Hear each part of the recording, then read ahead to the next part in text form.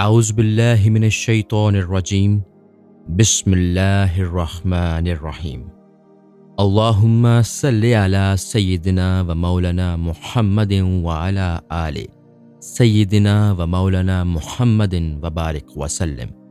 باب نمبر 95، حضرت ابو الفضل حسن سرخی کے حالات مناقب۔ تعارف: آپ بہت صاحب کرامت و فراست بزرگ اور حضرت ابو سعید خیر کے مرشد اور سرخس ہی میں تولد ہوئے۔ حالات: جب حضرت ابو سعید پر قبض کی کیفیت طاری ہوتی تو حضرت ابو الفضل کے مزار اقدس کا طواف کیا کرتے تھے، جس کے بعد آپ کے اوپر بست کی کیفیت نمودار ہو جاتی، اور حضرت ابو الفضل کے ارادت مندوں میں سے تھے۔ جو حج کا قصد کرتا تو حضرت ابو سعید اس کو آپ کے مزار کی زیارت کا مشورہ دیتے ہوئے فرماتے کہ وہاں کی زیارت سے تمام مقاصد پورے ہو جائیں گے۔ حضرت ابو سعید کا بیان ہے کہ ایک مرتبہ دریا کے کنارے پر میں اور دوسرے کنارے پر حضرت ابو الفضل کھڑے ہوئے تھے، اور اس وقت آپ کی مجھ پر ایسی نظر پڑی کہ میرے مدارج میں روز بروز اضافہ ہوتا چلا گیا۔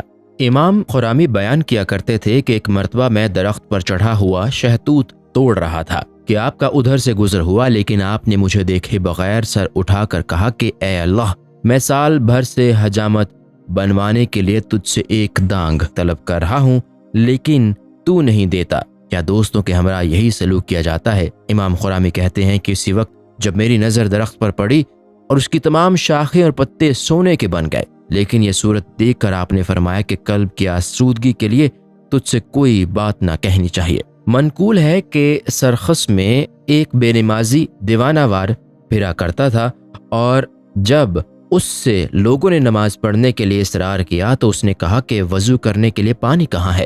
یہ سن کر لوگ کنویں پر پکڑ کر لے گئے اور اس کے ہاتھ میں رسی اور ڈول تھما کر کہا کہ اس میں سے پانی کھینچ کر وضو کر لے، لیکن وہ دیوانہ 13 یوم تک اسی طرح رسی پکڑے بیٹھا رہا، اور اتفاق سے جب آپ کا ادھر سے گزر ہوا تو فرمایا کہ یہ تو غیر مکلف ہونے کی وجہ سے قیود شریعت سے قطعاً آزاد ہے، جاؤ اسے اس کے گھر پہنچا دو۔ ایک دن آپ کے یہاں لقمان سرخی پہنچے تو آپ کو ایک جزو ہاتھ میں لیے ہوئے دیکھ کر پوچھا کہ کیا تلاش کرتے ہو؟ فرمایا کہ جس کو تم ترک میں تلاش کرتے ہو۔ انہوں نے پوچھا کہ پھر یہ خلاف کیوں ہے؟ فرمایا کہ خلاف تو تمہیں نظر آ رہا ہے، جس کی وجہ سے پوچھتے ہو کیا تلاش کرتا ہے۔ اب مستی سے ہوشیار اور ہوشیاری سے بیدار ہو جاؤ تاکہ تمہاری نگاہوں سے خلاف دور ہو سکے اور تم سمجھ سکو کہ ہم دونوں کس شے کی جستجو میں ہیں۔ کسی نے آپ سے عرض کیا کہ میں نے آپ کو خواب میں مردہ دیکھا ہے، تو آپ نے فرمایا کہ کوئی آیت تلاوت کرو۔ چنانچہ اس نے یہ آیت تلاوت کی، عاش باللہ لا یموت ابدا، یعنی جس نے اللہ کے ساتھ زندگی گزار دی وہ کبھی نہیں مرتا۔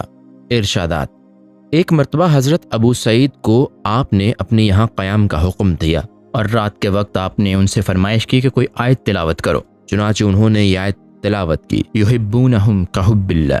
تو آپ نے اس کے 7 معانی بیان کیے جو ایک دوسرے سے قطعاً جدا تھے، حتیٰ کہ پوری رات اسی میں گزر گئی، اور آپ نے فرمایا کہ شب رفت و حدیث ما بپایا نہ رسید، شب پراچا گناہ حدیث معبود دراز، یعنی رات گزر گئی اور ہماری بات ختم نہ ہو سکی، لیکن اس میں رات کا اس لیے کوئی قصور نہیں کہ ہماری بات ہی طویل تھی۔ فرمایا کہ موافقت امر نیک ہے، اور اس امر نیک کی موافقت اس سے بھی افضل ہے۔ فرمایا کہ جس کو خدا کی موافقت حاصل ہو جاتی ہے وہ کبھی اس کی مخالفت نہیں کرتا۔ پھر فرمایا کہ جب اللہ تعالیٰ نے صف آدم سے آگاہ کرنا چاہا تو فرمایا کہ اس آدم رب، اور جب اپنی صفت فضل سے آگاہ کرنا چاہا تو فرمایا ان اللہ اصطفیٰ آدم۔ فرمایا کہ چونکہ اصحاب کہف بلا واسطہ خدا پر ایمان لائے اس لیے وہ جوان مرد کہلانے کے مستحق ہیں۔ فرمایا کہ اللہ تعالیٰ غیور ہے اور اس کی غیرت اسی کی مقتضا ہے کہ جب تک وہ اپنے نفس کو مؤدب نہیں بنا سکے اس کو واقفیت ادب نہیں کہا جا سکتا، اور جو آداب قلب سے نابلد ہو وہ کبھی ادب سے واقف نہیں ہو سکتا، اور جو ادب روح سے ناآشنا ہو اس کو کبھی قرب حاصل نہیں ہو سکتا۔ ایک مرتبہ لوگوں نے عرض کیا کہ بعض مرد عورتوں کی صحبت میں بیٹھ کر بھی یہی کہتے ہیں کہ ہم معصوم ہیں۔ آپ نے فرمایا کہ جب تک نفس موجود ہے اس وقت تک اوامر و نواہی کی پابندی ضروری ہے، اور اس سے کسی کو بری ذمہ قرار نہیں دیا جا سکتا، اور ایسے مقامات پر ڈٹائی سے کام لینا چاہیے جب تک حرمت سے روگرداں نہ ہو۔ واقعات: ایک مرتبہ قحط کے دوران لوگوں نے آپ سے دعا کی درخواست کی تو فرمایا کہ پانی ضرور برسے گا، چنانچہ اس قدر بارش ہوئی کہ تمام خشک درخت سرسبز ہو گئے۔ اور جب لوگوں نے پوچھا کہ آپ نے کیا دعا کی تھی، فرمایا کہ میں نے رات کو ٹھنڈا پانی لیا تھا، جس کی وجہ سے خدا نے سب کا دل ٹھنڈا کر دیا۔ مصنف فرماتے ہیں کہ اس واقعے سے یہ اندازہ ہوتا ہے کہ آپ قطب دوراں تھے، کیونکہ یہ چیزیں اقطاب ہی میں پائی جاتی ہیں۔ ایک مرتبہ لوگوں نے آپ سے جابر بادشاہ وقت کے لیے دعائے خیر کی درخواست کی تو فرمایا کہ مجھے تو اس کا افسوس ہے کہ تم لوگ بادشاہ کو اپنے درمیان کیوں لے آئے۔ اقوال زریں: آپ نے فرمایا کہ نہ تو عہد ماضی کو یاد کرو اور نہ مستقبل کا انتظار کرو، حال ہی کو غنیمت سمجھو۔ پھر فرمایا کہ عبودیت کی حقیقت دو چیزوں میں منحصر ہے، اول یہ کہ خود کو اللہ تعالیٰ کا محتاج تصور کرو کیونکہ یہی عبودیت کی بنیاد ہے، اور دوسرے اتباع سنت کرتے رہو کیونکہ اس میں راحت نفس نہیں ہے۔ وفات: انتقال کے قریب لوگوں نے آپ سے عرض کیا کہ ہماری یہ خواہش ہے کہ ہم آپ کو فلاں شیخ کے مقبرے میں دفن کریں۔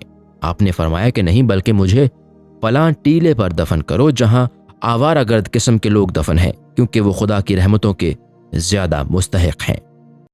السلام علیکم۔ پوری کتاب دیکھنے کے لیے ہمارے یوٹیوب چینل صوفی سما کی پلے لسٹ میں جائیں۔ یہاں آپ کو مختلف بزرگوں کی کتابیں ملیں گی، اور جو کتاب پوری نہ ہوئی اس پر کام تیزی سے ہو رہا ہے اور ریگولر بیسس پر اپلوڈ ہوتی رہتی ہیں۔ آپ سے گزارش ہے کہ آپ ہمارے یوٹیوب چینل کو سبسکرائب کر لیں اور بیل نوٹیفیکیشن پر کلک کر لیں تاکہ ہماری آنے والی کتابیں آپ کو ملتی رہیں۔ جزاک اللہ خیر۔